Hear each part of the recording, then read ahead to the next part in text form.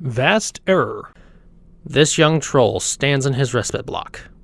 It just so happens that today, the second bilunar perigee of the third dark season's equinox, is the day of this indicated troll's larval awakening, also known as his wriggling day. A night that stands out in infamy among the rest of the litter, mainly just because of the fact that it really doesn't need to exist. Though it was 8 solar sweeps ago he was given life, and also 8 sweeps ago he was given a name, he decides to let you type an effortless insult into one of those plates that appears when you attempt to name someone. He can just sense that the tips of your nubs are perspirating with the anticipation of such an idea. You both know you can't deny the appeal of this offer. Go on and get it over with. Enter name. Yes, this is most certainly the greatest insult in the history of history.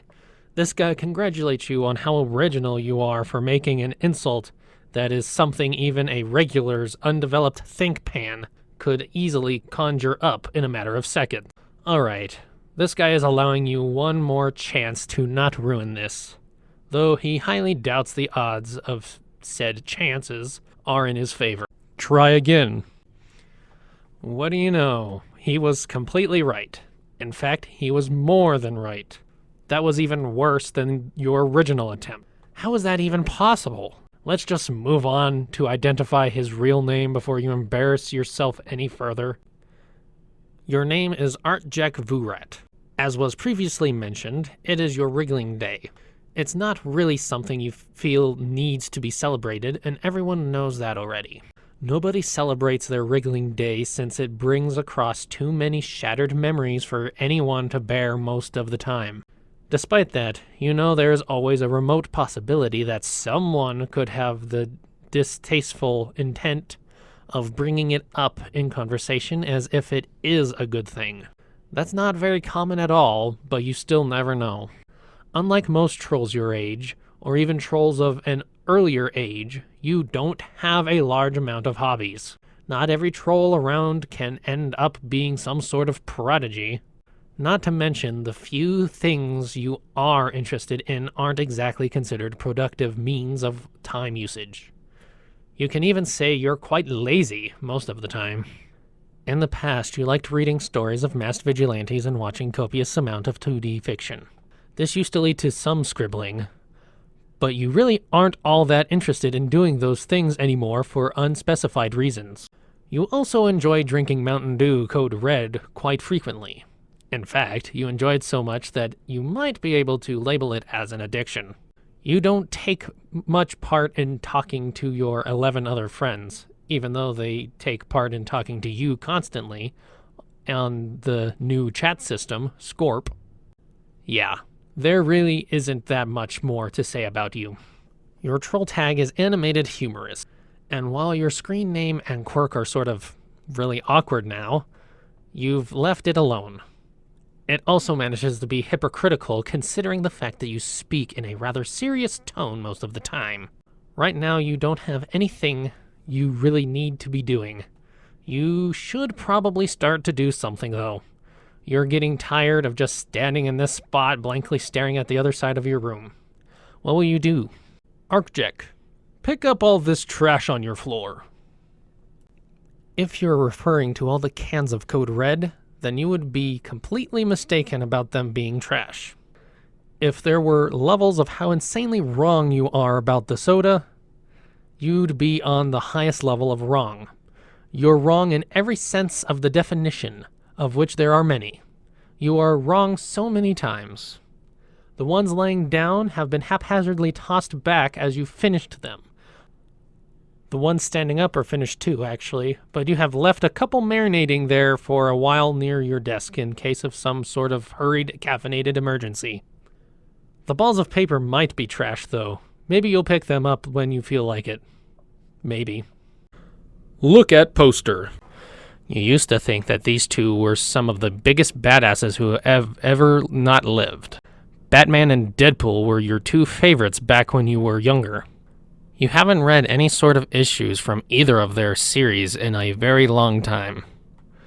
Around 2 sweeps ago, To be more specific, you always used to fantasize about how great it would be to have powers or a special array of technology as great as theirs.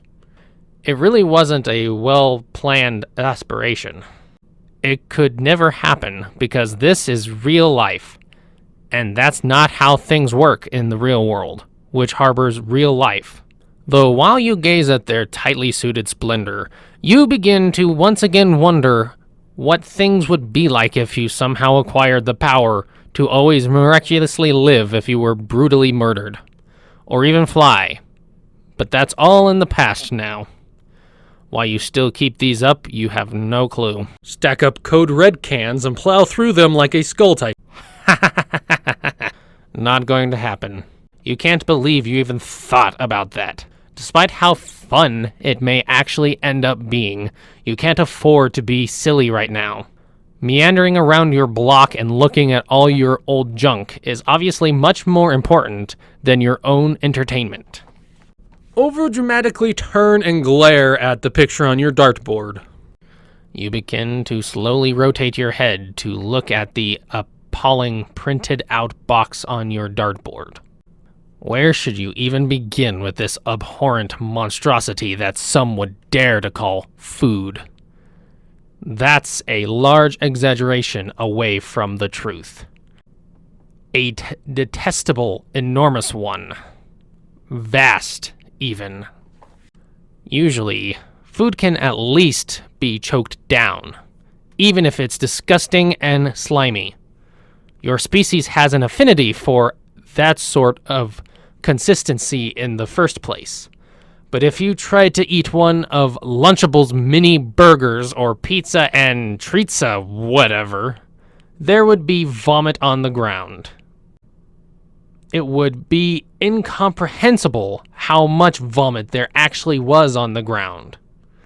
You would barf out every last organ you have living inside you. You're getting tired of looking at that picture of it on the dartboard. It's not tired of looking at you, though. It never is. You're going to just have to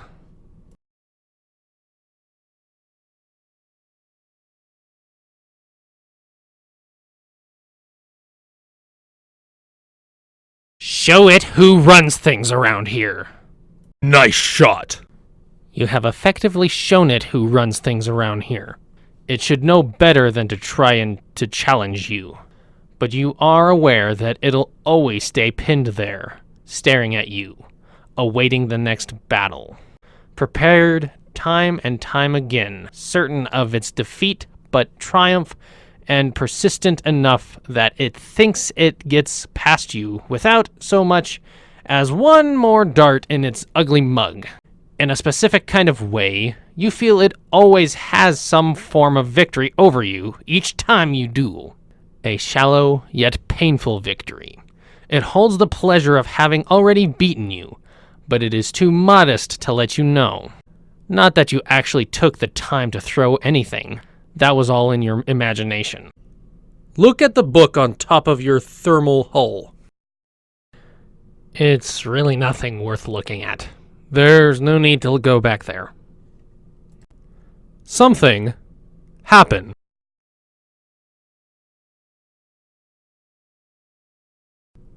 And just what could that be? Whatever it is totally almost turned off your inner monologue. Can you believe the nerve of some trolls out there? I mean, seriously, what is up with this society? They think they can just do whatever they... Okay, monologue restored. You can go investigate now. Arcjek, investigate Plink.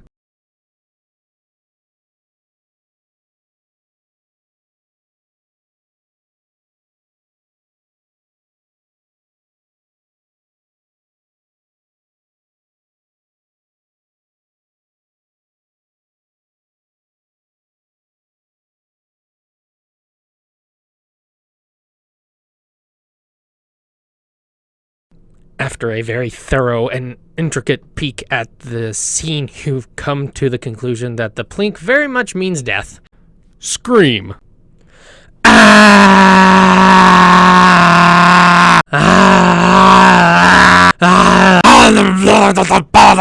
Get up and hide under your desk. Get interrupted from hiding. Oh, so close. Phase 1 was complete, screaming and running around anxiously. The only logical start to any brilliant plan. Phase 2, the final phase, was going to be hiding for several hours and pretending as if you were already dead. This is an act you can actually put on, but at this point is not needed. You're feeling dead enough as it is without giving in to the whims of zany spur-of-the-moment ideas. Plus, it appears that one of your pesky chat fodder buddies has been patiently lying in wait for a reason you were elated to not have to give. There isn't anything stopping you from keeping silent, but as we've seen, things only get worse when nothing is happening. Given that your ultimate demise is now suddenly imminent, you suppose it wouldn't hurt to have someone attempt to remember you fondly, could it? Even if it has to be this windbag.